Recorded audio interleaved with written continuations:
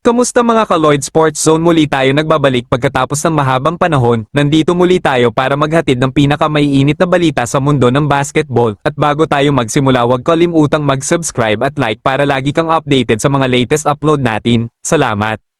Dahil nalalapit ang pagtatapos ng elimination round ng PBA at kung titingnan natin ang team standings, makikita nating nasa last place ang Terra Firma Jeep at alam naman nating hawak ng Barangay Ginebra San Miguel ang kanilang draft pick para sa susunod na PBA Rookie Draft. Pag-uusapan natin kung sino ba sa mga rising stars ng ating bansa ang pwedeng makuha ng Barangay Ginebra San Miguel sa magiging first overall pick nito.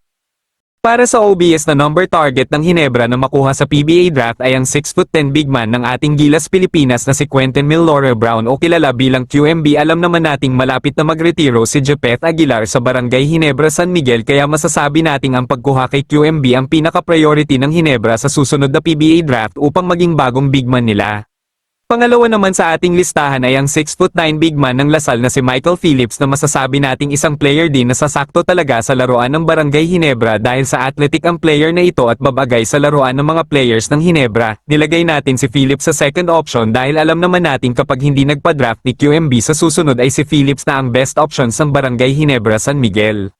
At ang pangatlo sa ating listahan ay ang Gilas Pilipinas star na si Dwight Ramos. Kung stats ang pagbabasihan ng Barangay Ginebra San Miguel, isa pa sa magiging options nila sa pagkuha sa number 1 pick nila ay si Ramos dahil alam naman nating ang talent na meron si Dwight Ramos ay pang number 1 pick talaga at magiging superstar in the making kagad sa PBA, kaya malabong pakawalan ng Barangay Ginebra San Miguel ang talent ni Dwight Ramos lalo na kapag nagpa-draft ito sa PBA. Kayo mga ka-Lloyd Sports Zone, sa tingin nyo sino ang kukunin ng Barangay Ginebra San Miguel sa kanilang magiging first overall pick sa susunod na PBA Rookie Draft? Comment na.